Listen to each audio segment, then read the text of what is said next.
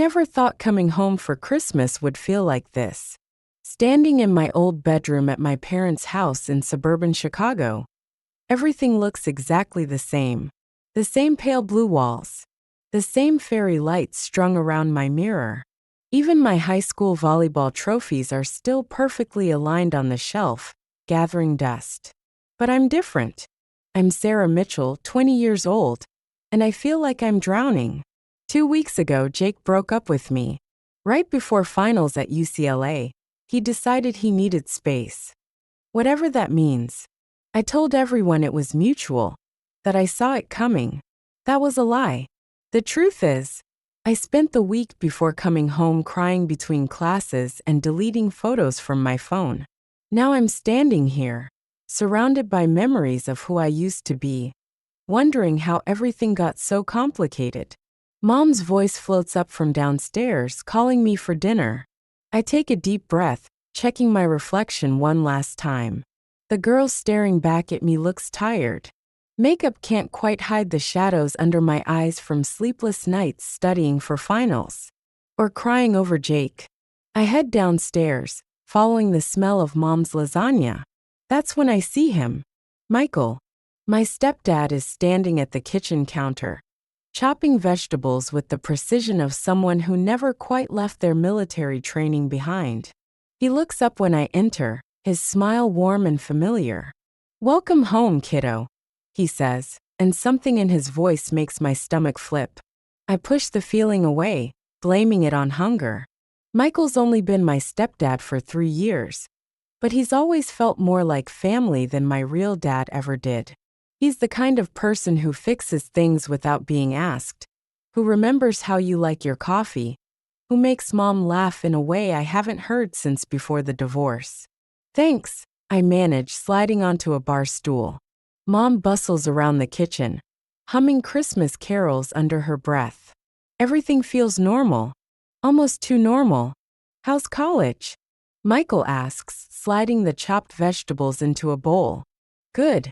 I lie, picking at my nail polish. "Just good." He raises an eyebrow, and I know he sees right through me. He always does. "Jake and I broke up," I blurt out, surprising myself. The kitchen goes quiet. Mom stops humming. Michael sets down his knife. "Oh, honey," Mom says, already moving to hug me. But it's Michael's reaction I notice. The way his jaw tightens. The slight narrowing of his eyes. "His loss," he says simply, and something in his tone makes me look up. Our eyes meet for a moment too long. I look away first. Dinner is a blur of questions about school, about my friends, about everything except Jake. Mom fills the silence with stories about the neighborhood, about her book club, about Michael's recent promotion. I push my lasagna around my plate, feeling Michael's eyes on me when he thinks I'm not looking. Later that night, I can't sleep. The house AKS and settles around me. Familiar sounds that should be comforting but aren't. I grab my phone, scrolling through Instagram without really seeing it. Jake posted a picture with some girl from his economics class. They're at a Christmas party. She's wearing a red dress and his varsity jacket. I feel sick. The clock reads 2 a.m. when I finally give up on sleep. Wrapping my oversized cardigan tighter around me, I head downstairs for some water. The kitchen is dark except for the soft glow of the Christmas lights Mom strung around the windows. I don't expect anyone to be awake. But Michael is there, sitting at the counter with a glass of whiskey. He's still in his work clothes, tie loosened, sleeves rolled up to his elbows. He looks up when I enter, and something passes between us in the dim light. "Can't sleep?" he asks, his voice low and rough. I shake my head, moving to get a glass of water. "Want to talk about it?" I turn to face him, leaning against the counter. "Not much to talk about," I say, but my voice catches. He studies me for a moment, then pushes his glass aside. "Come here," he says softly, opening his arms. I shouldn't, but I do.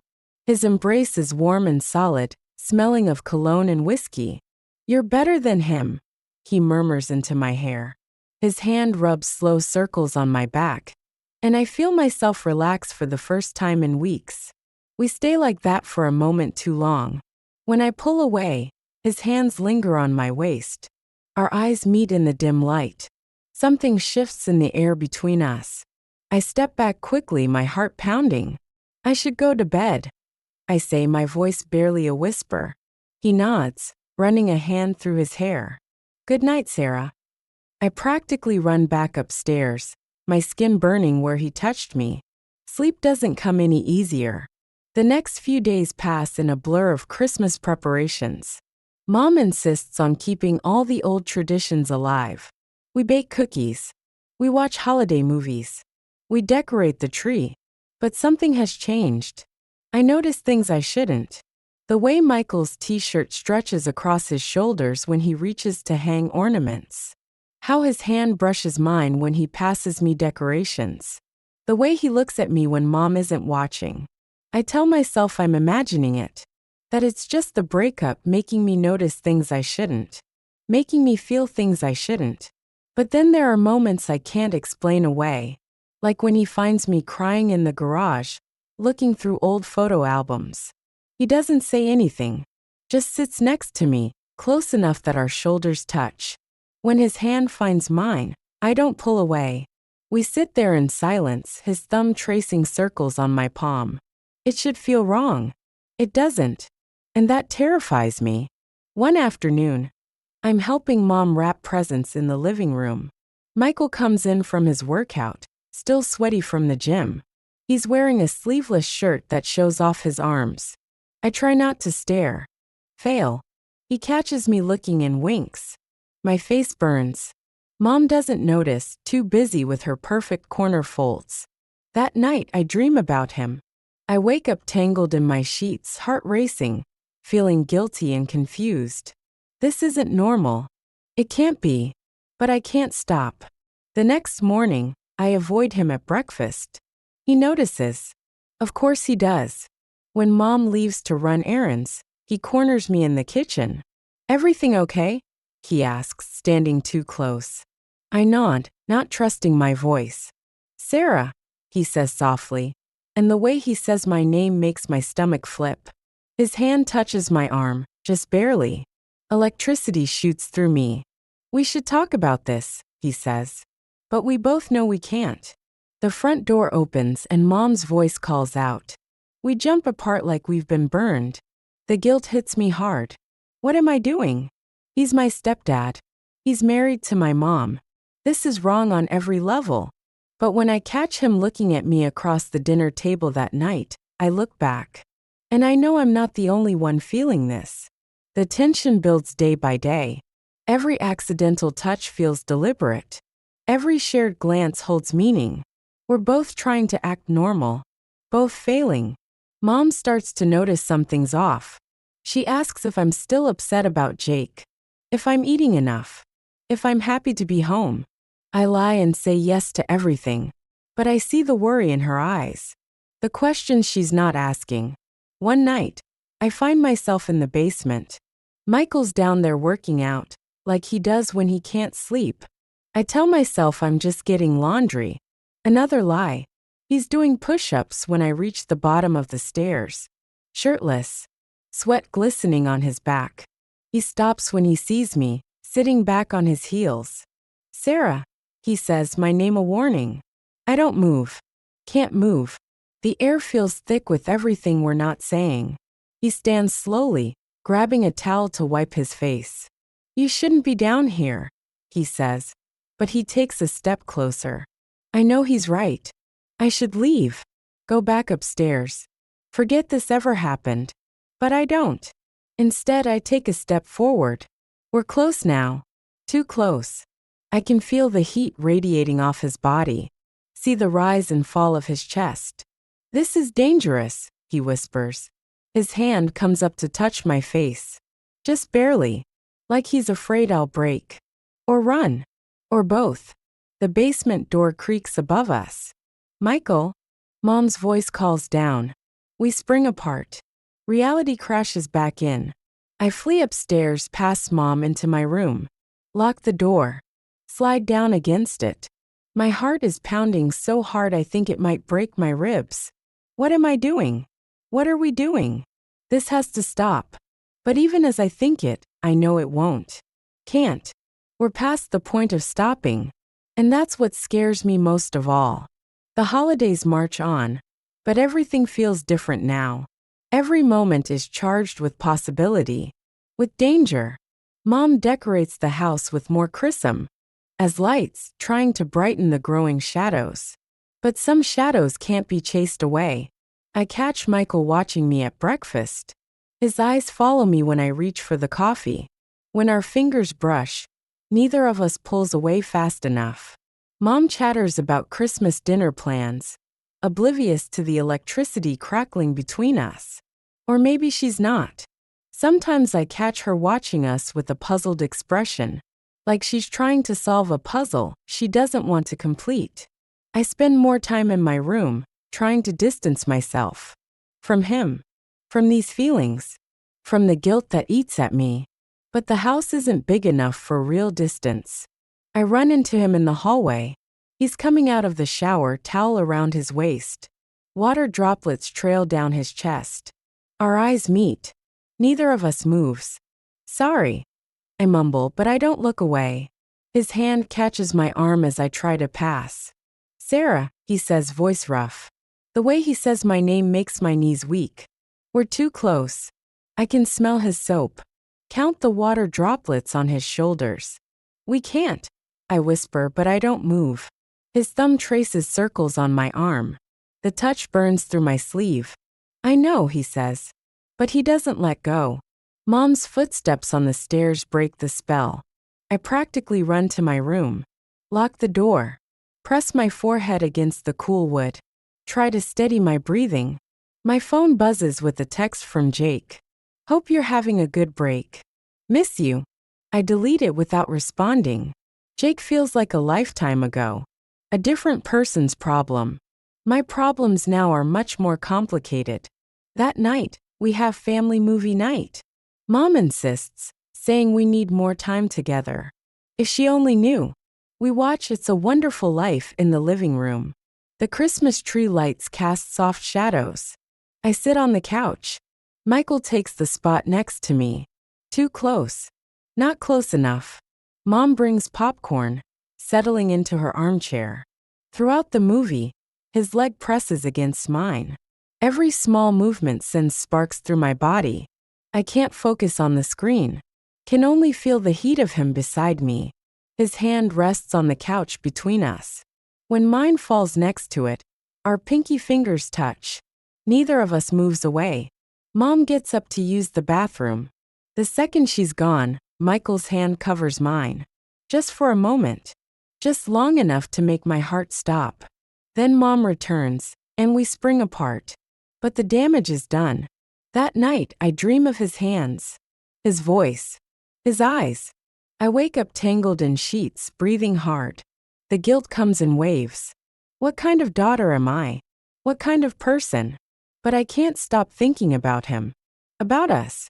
About possibilities that should never be possible. The next day, Mom asks me to help her with Christmas shopping. We drive to the mall in silence.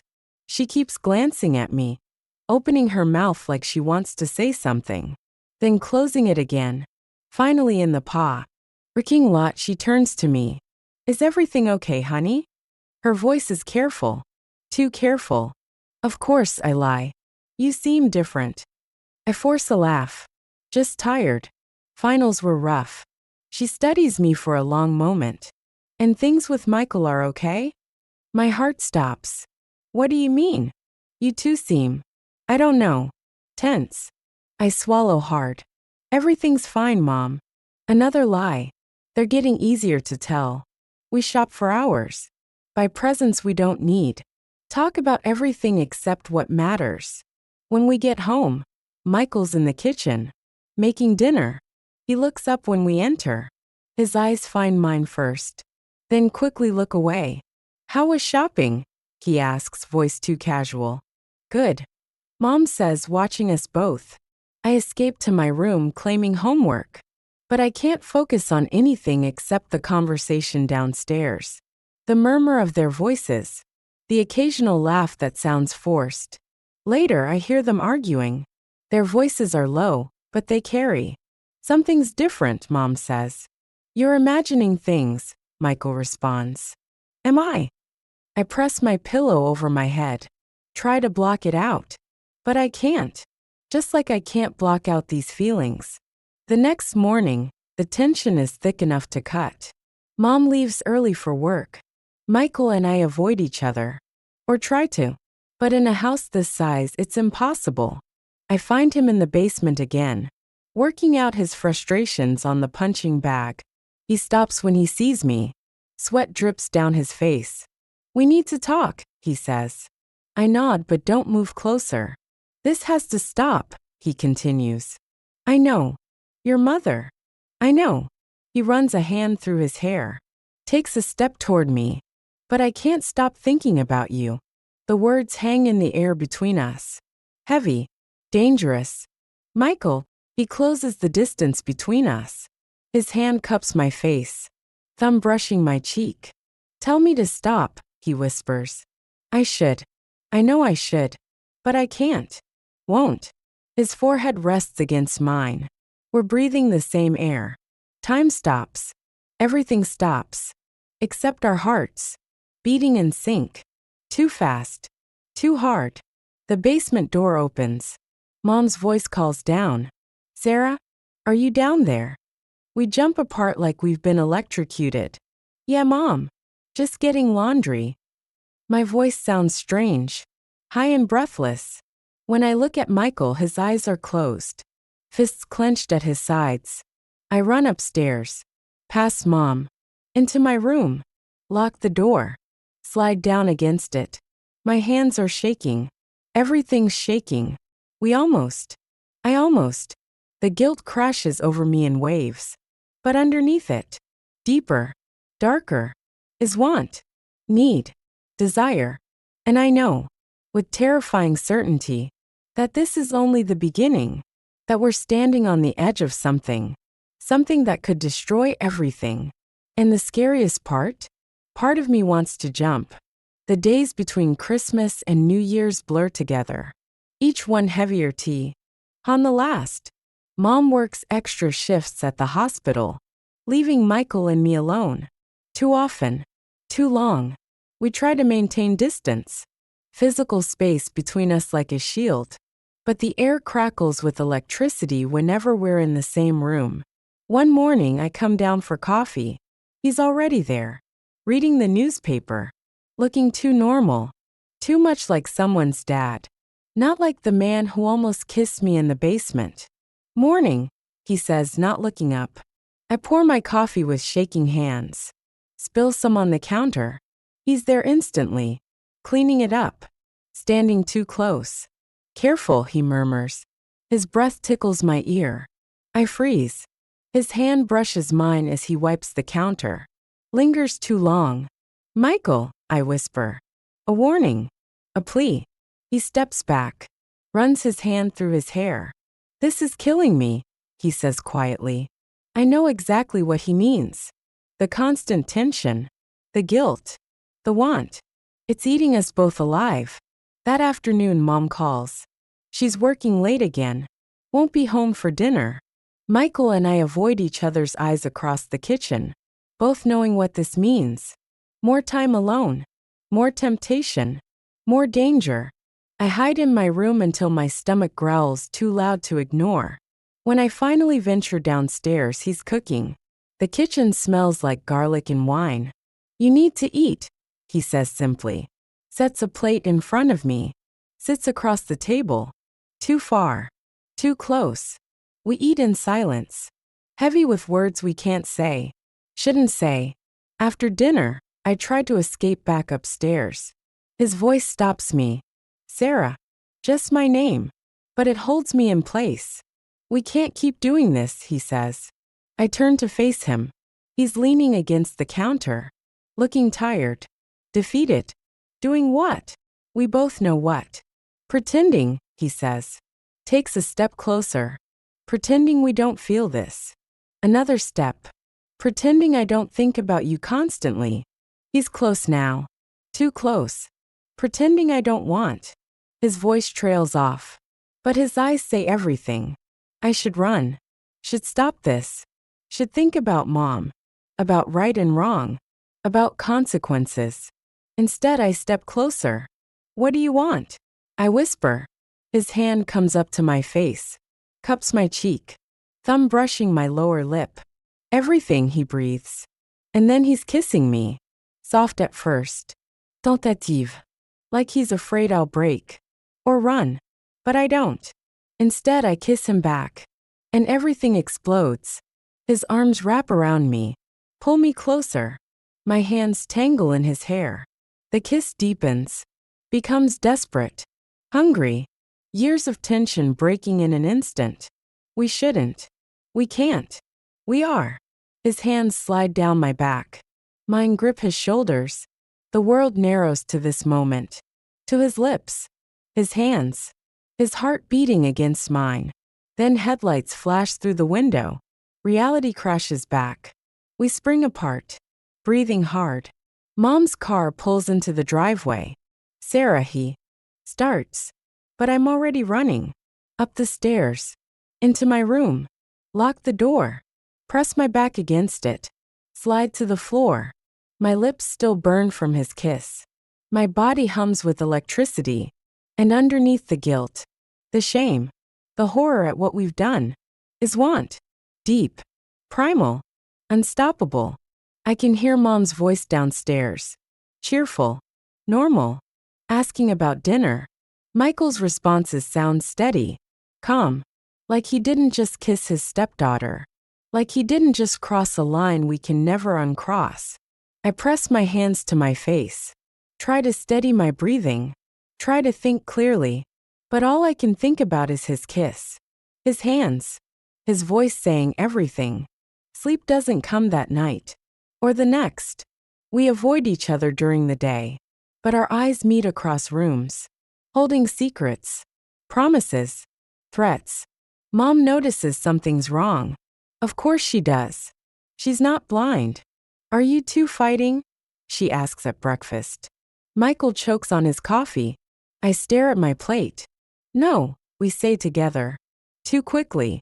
She looks between us. Frowning. Something's different, she insists. If she only knew how different. How completely everything has changed. That night, I hear them arguing again. Their voices carry through the walls. You're distant, Mom says. Work is stressful, Michael replies. Is that all it is? Silence. Heavy. Telling. I pull my pillow over my head. Try to block out their voices. Try to block out the memory of his kiss.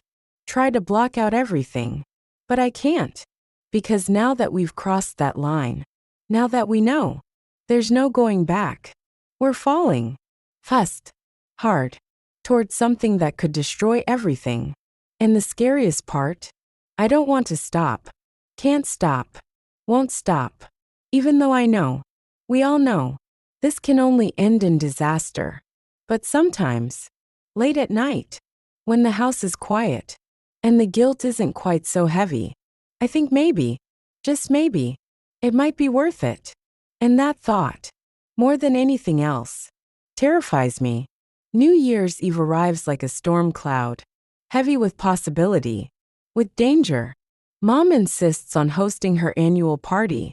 The house fills with neighbors, friends, strangers, everyone wearing fake smiles and sparkly clothes, pretending everything's normal.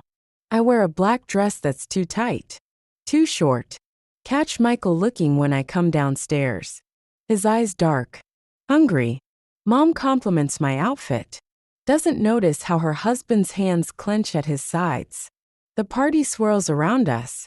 Music, laughter, champagne flowing freely. I stay on the edges, watching, waiting. Michael works the room like the perfect host. Charming, friendly, but his eyes find me. Always find me.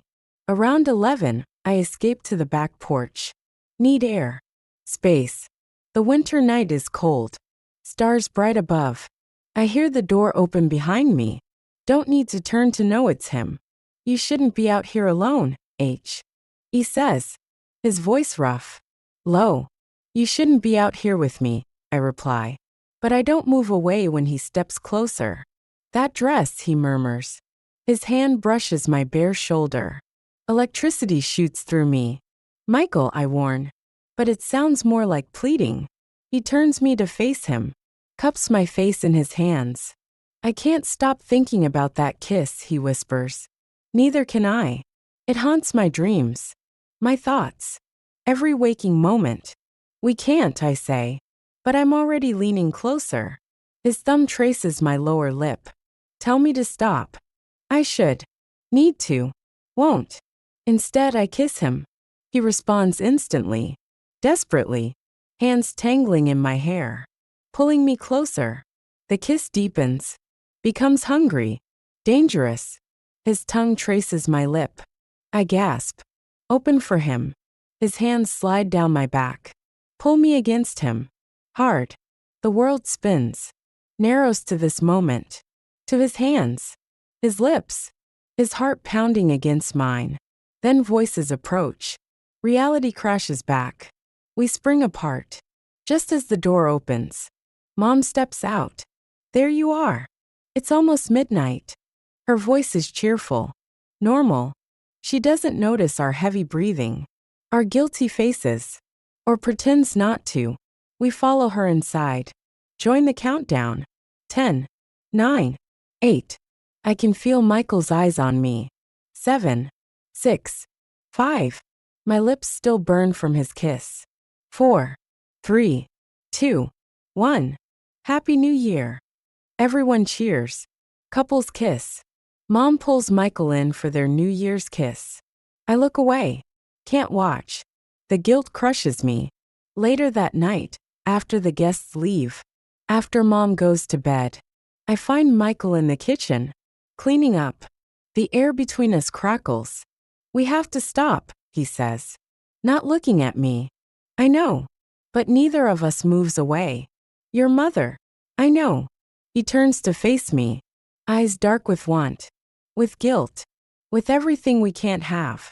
This will destroy everything, he says. I step closer. I know. His hand comes up. Touches my face. Sarah. The way he says my name. Like a prayer. Like a curse. I lean into his touch. I don't care, I whisper. And then we're kissing again. Harder this time. More desperate. His hands grip my waist. Lift me onto the counter. Stand between my legs. My fingers tangle in his hair. Pull him closer. Closer. Never close enough. His lips trail down my neck. Make me gasp. Make me forget everything except this. Him. Us. Then a noise upstairs. Footsteps. We freeze. Listen. The steps fade. Move away. But the spell is broken. Michael steps back. Runs his hands through his hair. We can't, he says. But his eyes say something different. I slide off the counter. Straighten my dress. Can't or shouldn't? He doesn't answer. Doesn't need to. We both know the truth. This thing between us. It's like gravity. Inevitable. Unstoppable. Destructive. I go to my room. Lock the door. Press my forehead against the cool wood. Try to stead. Why am I breathing? Try to think clearly. But all I can think about is him. His hands. His lips. The way he makes me feel. Alive. Electric. Real. The guilt comes in waves. Crushing. Suffocating. But underneath it. Deeper. Darker. Is need. Want. Desire. And I know. With terrifying certainty. That we're past the point of no return. That this thing between us. This forbidden, impossible thing.